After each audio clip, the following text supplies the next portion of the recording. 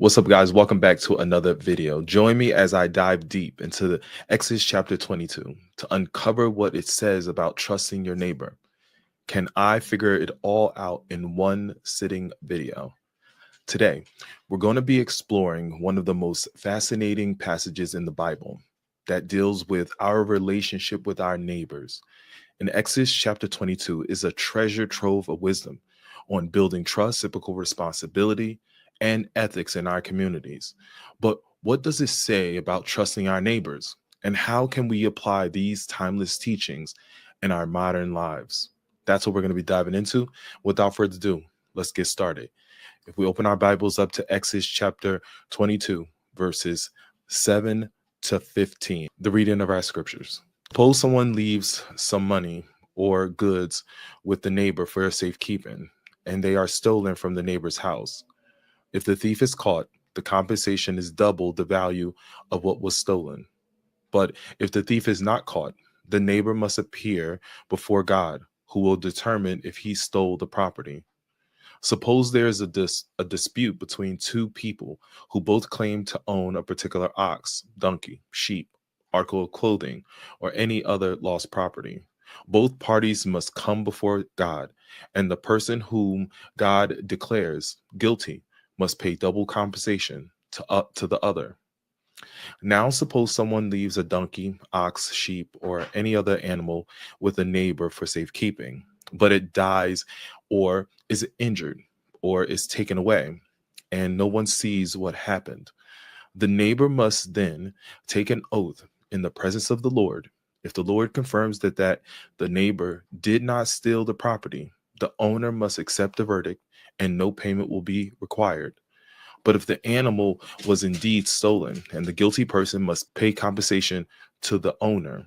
If it was torn to pieces by a wild animal, the remains of the carcass must be shown as evidence, and no compensation will be required. If someone borrows an animal from a neighbor, and it is injured or dies when the owner is absent, the person who borrowed it must pay full compensation. But if the owner was present, no compensation is required, and no compensation is required if an animal was rented, for this loss is covered by the rental fee. Recognize and read in scripture, and we all say amen. Now let's check out the cross reference. Look at other verses that may be similar to give us a better understanding of what these scriptures are saying. Looking at Exodus chapter 22, verse 7, it gives us Leviticus chapter 6, verses 1 to 7. Let's begin to read. Then the Lord said to Moses, suppose one of you sin against your associate and unfaithful to the Lord. Suppose you cheat in a deal involving security deposits, or you steal or commit fraud, or if you find lost property and lie about it, or you lie while swearing to tell the truth, or you commit any other such sin. If you have sinned in any of these ways, you are guilty. You must give back whatever you stole, or money you have took by extortion, or the security deposit, or the lost property you found. On anything obtained by swearing falsely, you must make restitution by paying the full price, plus an additional 20% to the person you have harmed. On the same day, you must present a guilt offering. As a guilt offering to the Lord, you must bring to the priest your own ram with no defects, or you may buy one of equal value. Through this process, the priest will purify you before the Lord, making you right with him, and you will be forgiven for any of these sins you have committed. For verse 8, we're looking at Exodus chapter 21, verse 6. If he does this, his master must present him before God. Then his master must take him to the door or the doorpost and publicly pierce his ear with an awl. After that, the slave will serve his master for life. We're also looking at Deuteronomy chapter 17, verses 8 to 9. Suppose a case arise in a local court that is too hard for you to decide. For instance, whether someone is guilty of murder or only manslaughter, or a difficult lawsuit, or a case involving different kinds of assault. Take such legal cases to the place the Lord your God will choose, and present them to the Levitical priest or the judge on duty at that time. They will hear the case and declare the verdict. And we look at Deuteronomy chapter 19, verse 17. Then both the accuser and the accused must appear before the Lord by coming to the priests and judges in office at that time. For verse 13, we look at Genesis chapter 31, verse 39. If any were attacked and killed by wild animals, I never showed you the carcass and asked you to reduce the count of your flock. No, I took the loss myself. You made me pay for every stolen animal, whether it was taken in broad daylight or in the dark of night. That was Moses working for his father-in-law. Now, guys, we're going to the interpretation. All the scriptures that I'm going to be using is flowing at the bottom of your screen, so you'll be able to take notes and study to show yourself approved. And without further ado, let's get started. All right, Exodus chapter 22, verses 7 and 15. Well, we see there was a law governing the deposit, money, even goods entrusted to the care of trustees, which is our neighbors, for safekeeping. There's no doubt that this particular law governed how money or goods were to be treated and when given over to the care of another person. The great pulpit commentary says this: deposition of property in the hands of a friend to keep and guard was a mark featured in the life of primitive society, where investment were difficult and bankers was unknown. Persons about to travel, especially merchants, required someone to guard it, their property, in their absence. Refusal to return such deposits were rare. Sometimes, however, they took place. The penalty: if a man were cast in the suit, he shall pay double. Now looking at verse 7. In the first case, a thief stole the deposit. If he stole that deposit, and if he was caught, he was required to pay double. I want you to notice this, again, how that punishment would make any prospective thief think twice about the financial risk before he committed the crime. The law was a corrective and restorative. We talked about that in the last video, right? So, because he had to pay double. Let's go deeper. In verses 8 to 9, we see the second case. This case was a little more complicated in that the trustee was the suspect. We see that in verses 8 to 9. The law provided a very orderly progression of steps that would help to reveal the truth. Well, we see the first one. If the goods were stolen and a hint of suspicion surrounded the custodian, the person, the trustee, the depositor or the custodian would take their case before the judge. Second, the home of the trustee was thoroughly searched for the stolen property or goods. If the goods were found in the home and claimed by both parties, then the court would have then judged between the two parties. If the court found that the master of the house, the trustee, to be guilty, he was bound by the law to pay double. Again, as in the first case, the threat of financial punishment was designed to make any thief think before stealing property or goods. It was designed to stop the crime before it began. Now let's go into the third case. Verses 10 to 13. This third case involved property that was damaged or suffered total loss while under the care of a neighbor. The law required the trustee to take an oath that he was innocent and required the owner to accept the oath. There was an exception to this point of the law. What? Let's look at verse 12. If the property or the goods were stolen by a thief, the trustee was to make equal restitution in verse 12. The property was in his care, and he was therefore responsible for it. Also, we see, if the property or goods were damaged by some unpreventable cause, such as being torn to pieces by wild animals, and the trustee could produce the evidence, he was innocent in verse 13 that we see. The apparently laws similar to those seen in case number 3, verses 10 to 13, were enforced as early as the patriarchal period which is recorded in Genesis chapter 31, verse 39, that we read in the cross reference. Remember? Let's take a look. If any were attacked and killed by wild animals, I never showed you the carcass and asked you to reduce the count of your flock. No, I took the loss myself. You made me pay for every stolen animal, whether it was taken in broad daylight or in the dark of night. So we see Moses was telling his father-in-law that, right? And we see that it was practiced in that time. Also, we see this. Looking at verses 14 to 15, we see that fourth case. It refers to a property that was damaged or suffered loss while borrowed, such as an animal being injured or dying in verses 14 to 15. The law provided the following guidelines to be done. Number one, if the owner was not present, the borrower made restitution. Number two, if the owner was present and the borrower was not to pay restitution, the owner was naturally responsible for his own property. Number three, if the animal was hired and the hired money covered the loss, the modern day equivalent would be this. If a person rented a machine from a company and the machine broke down while renting it, it would not be the renter's duty to replace the broken tool.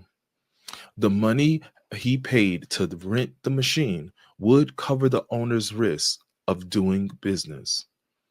What is my thoughts about this? Well, my thoughts about the overriding principle behind these laws was, as George Bush summarized, the more these statutes are examined, the more clearly does their responsible, equitable, mild, and human spirit appears. God's law governed the property and goods of people, had several purposes, though, also. Number one, to protect the rights of the property owners. Number three, to prevent people from damaging property either through negligence or deliberate action, such as stealing or arson. Number three, to serve as a deterrent, a check, a restraint, a prevention against any person stealing or damaging property either deliberately or through negligence. Number four, to protect the thief from property owners and societies that might seek excessive revenge against him, going too far in exercising punishment. For example, like lynching or rioting. Number five, I see, is to correct and restore the person who did this. Number six, to build a strong moral and just society by establishing laws that would arouse people to stay alert in order to prevent accidents and damaged property, to think twice before committing a crime, and to correct and restore the person who did steal and cause some careless, irresponsible damage or loss to property. We see this within scriptures. Let's take a look at Matthew chapter 5, verse 17. Don't misunderstand why I have come. I did not come to abolish the law of Moses or the writings of the prophets. No, I have come to accomplish their purpose. The Life Application Study Bible tells us this. If Jesus did not come to abolish the law, does that mean all of the Old Testament laws still apply to us today? In the Old Testament, there were three categories of law: ceremonial, civil, and moral. Number one, the ceremonial law related specifically to Israel's worship in Leviticus chapter 1, verses 2 to 3, for example. Its primary purpose was to point forward to Jesus Christ. These laws, therefore, were no longer necessary after Jesus' death and resurrection. While we were no longer bound by ceremonial laws, the principles behind them to worship and love a holy God still applies. Jesus was often accused by the Pharisees of violating ceremonial law. Jesus was there, right? Number two, the civil law applied to daily living in Israel. For Deuteronomy chapter 24, verses 10 to 11 is the example. Because modern society and cultures are so radically different from that time and setting, all of these guidelines cannot be followed specifically. But the principles behind the commands are timeless and should guide our conduct. Jesus demonstrates these principles by example. Number three, moral law, such as the Ten Commandments, is a direct command of God, and it is required obedience. See Exodus chapter 20, verse 13, for example. The moral law reveals the nature and the will of God, and it still applies today. Jesus obeyed the moral law completely. Now let's look at Romans chapter 7, verse 12. But still, the law itself is holy, and its commands are holy and right and good.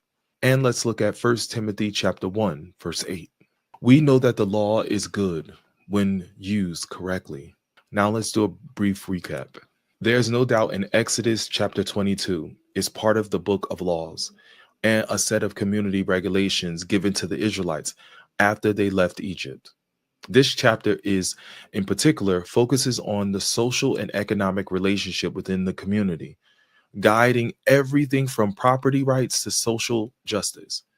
It is a powerful reminder that our actions as individuals directly impact those around us, and that our relationships are built on a foundation of trust, respect, and mutual responsibility. So, we dived into the significance of Exodus chapter 22. Firstly, trust in the cornerstone of any healthy relationship. When we trust our neighbors, we create an environment of safety, security, and cooperation.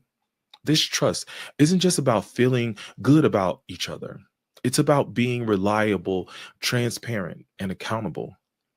The Bible teaches us that our actions have consequences, and we must take responsibility for our mistakes and make amends when necessary. Secondly, our responsibilities towards our neighbor are multifaceted. We're not just talking about being a good friend or good citizen. We're talking about a good human being. And Exodus chapter 22 reminds us of that our relationships are built on a foundation of mutual respect, kindness, and generosity. We're called to look out for each other, to care for the vulnerable, and to uplift those around us. Thirdly, the implication of these teachings are far reaching.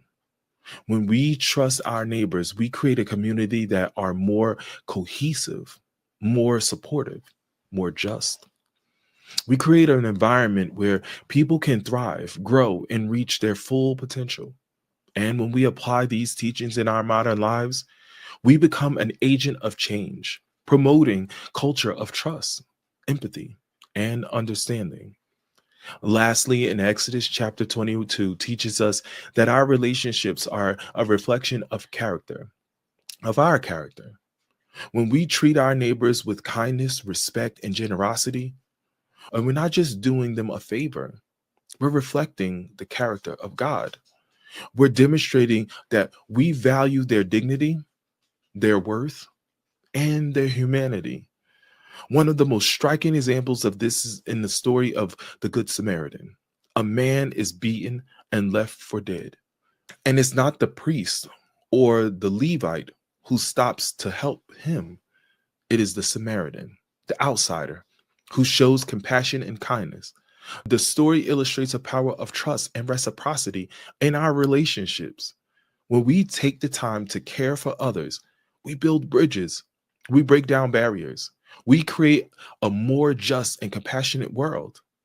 Another example is in the lives of the early Christians who lived in a time great persecution and uncertainty was amidst. Yet they continued to show love, kindness, and generosity to those around them, even when it was hard. They trusted that God would provide. They trusted each other to have each other's back. This trust wasn't blind or naive.